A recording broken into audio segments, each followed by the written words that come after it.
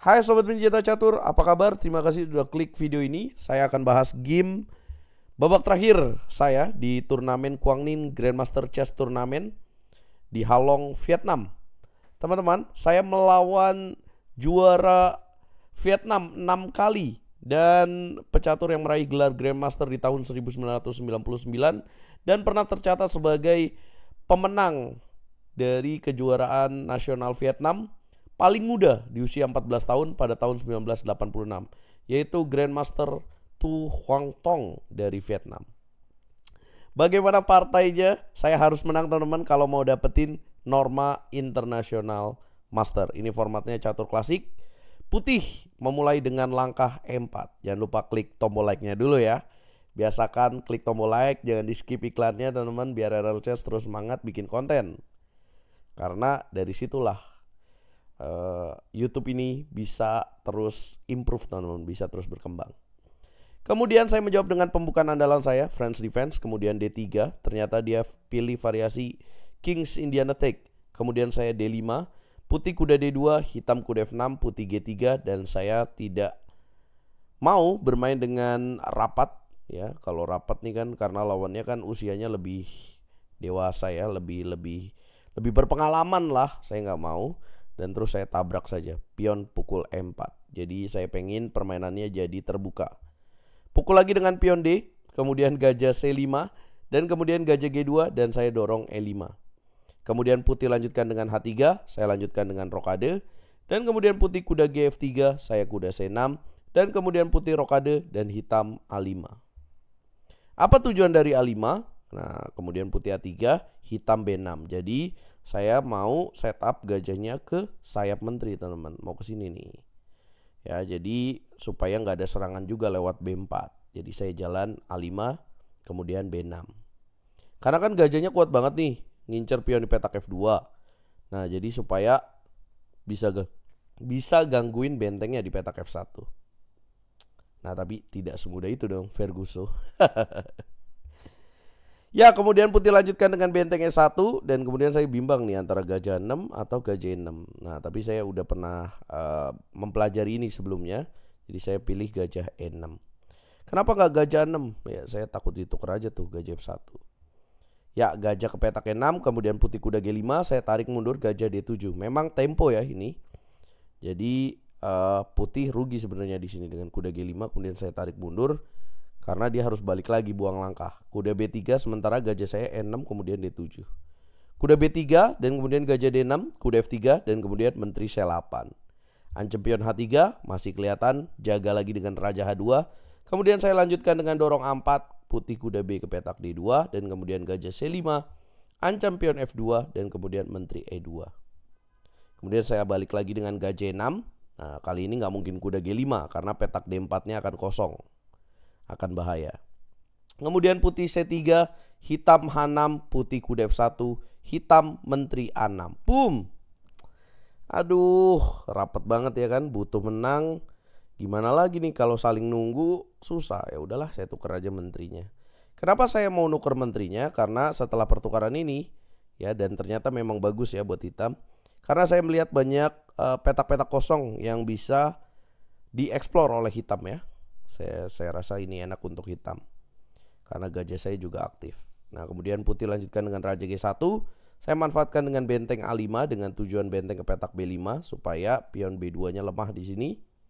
Kemudian putih G4, hitam benteng D8, putih G5, makan lagi dengan gajah. Nah, kemudian benteng B5, putih balik lagi gajah C1. Kalau dia jaga dengan benteng ya, kalau dia ke sini tahu dong gajahnya akan naik ke petak A2 dan pionnya akan hilang. Oh iya teman-teman, ini permainannya cukup lama ya. Ini gamenya hampir berlangsung selama 4 jam. Ya, yang lain udah kelar. Jadi ini game yang benar-benar pressure time juga membuat si Tu Hoang Tong ini asik. Si Tu Hoang Tong, si Grandmaster Tu Hoang Tong ini jadi panik gitu ya, dan membuat gajah C1 memang langkah yang bagus di situ. Dan kemudian saya mainkan langkah gajah C4, mulai masuk menyerang. Kemudian putih kuda F3 ke petak D2, masuk lagi. Lihat ya, pasif semua buahnya putih. Kemudian putih gajah F3, hitam kuda E7, saya manuver kuda. Kemudian kuda G3, saya manuver kuda G6. Kemudian gajah D1. Nah, di sini bimbang ya. Apakah jaga pion A4-nya dulu atau langsung saya mainin aja langsung kuda F4. Boom. Makan pion di petak 4, benteng A5, mundur D1, ada ancaman fork B4, saya mundur benteng A8, ada ancaman pada pion H3, nggak bisa dijaga itu ya. Kalau gajah G4 pun di sini akan saya makan kemudian tetap bisa dengan kuda ke petak H3. Akan kena pionnya juga dengan kayak gini. Nah, jadi Grandmaster Hang Tong lebih pilih jalan B4. Kemudian saya sikat, Raja H2, sikat pion F2. Kalau dia Raja G2 kena juga ya, pion F2-nya tetap kena. Raja 2 sikat F2, kemudian benteng H1, sikat G3, makan, kemudian kuda G5, jatuh lagi pionnya. Ya, ini waktunya tinggal di bawah 5 menit dia memang. Nah, jadi kena gocekan walaupun ada increment sebenarnya. Nah, tapi udah menang di sini. Gajah 4, kemudian tutup, gajah D5 nggak ngasih ruang sama sekali, F6, kemudian kuda B5. Nah, di sini saya khawatir sama pion bebasnya nih. C6, kemudian kuda D6, kemudian saya tutup dengan B5. Ya udah, saya udah yakin menang di sini. Cah elah. Gajah 4, kemudian benteng B8. Nah, kemudian kuda 4, kuda C3. Menang. Ini benar-benar sangat menguras tenaga turnamen di Halong ini. Ya, teman-teman, karena saya membutuhkan, jadi posisinya ini sama-sama 4,5. Bukan. Dia poinnya di bawah saya 4,5 poin, jadi butuh menang 5,5 poin dapat norma master internasional. Jadi tinggal satu step lagi, saya dapetin norma master internasional, jadi master internasional guys. Dan juga harus elo rating 2400. Di turnamen pertama saya di Vietnam, tepatnya di kota Halong ya, kota yang terkenal dengan Halong Bay, dengan view goa-goanya yang sangat indah ya. Saya mendapatkan norma master internasional dan tambahan elo rating 48,4 elo rating. Jadi secara live elo rating saya sekarang 2329. Pernah tertinggi 2330 tahun 2016. Nah, ini membanggakan juga buat saya karena ya norma master internasional kedua ini diraih setelah tahun 2013.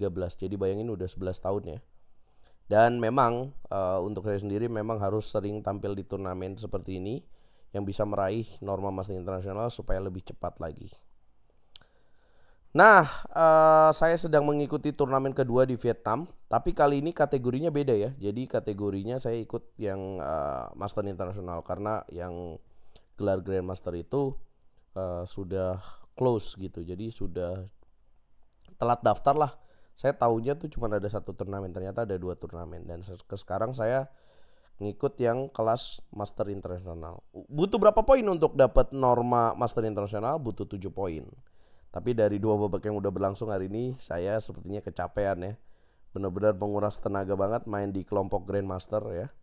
Kemarin juga sempat saya baca ada komen, aduh Mas Rui ngapain main di kelas Grandmaster, belum cukup levelnya. Nah itu tuh, kadang-kadang ada komen yang begitu ya, apa gue belum cukup kali ya. Dan ternyata bisa buktiin juga kalau bisa dapat master internasional, norma master internasional gitu. Nah, Hanoi ke Halong itu butuh 3 jam teman-teman. Kayaknya sih bukan alasan ya, tapi memang jeda cuma 1 hari, fisik lumayan sih berasa juga di sini teman-teman. Nah, untuk informasi prestasi dari pecatur lainnya, Grandmaster Novendra Priasmoro finish di peringkat 2 di kelompok Grandmaster kemarin. Kemudian Farid juara di kelompok Master Internasional. Nah, tapi ya karena Farid main di kelompok Master Internasional tidak dapat norma Grandmaster. Tapi sangat luar biasa juga, Farid juga udah lama gak main dan prestasinya juga menanjak juga. Nah, Grandmaster Novendra Priasmoro juga mendapatkan tambahan elo rating kalau tidak salah 10 elo rating. Untuk Master Internasional Jody kemarin kurang baik performanya di turnamen pertama, tapi mudah-mudahan di turnamen kedua ini juga Jody bisa memperbaiki elo ratingnya dan bisa mendapatkan norma Grandmaster. Nah teman-teman, terima kasih untuk supportnya. Luar biasa, udah lama gak main dan langsung dapat norma Master Internasional, itu achievement yang membanggakan juga lah. Dan ini semua tidak mungkin didapatkan hanya karena perjuangan saya aja, tapi juga karena doa baik dari teman-teman semua pecinta catur. Dan aku butuh support kalian terus teman-teman untuk dukung terus RL Chess biar terus berkembang dan bisa memajukan catur Indonesia juga teman-teman. Jangan lupa kalau YouTube RL Chess ini sebagian besar esensinya untuk mengadakan Liga Catur Junior bersama dengan Percasi Jakarta. Nah teman-teman, nah terus ya.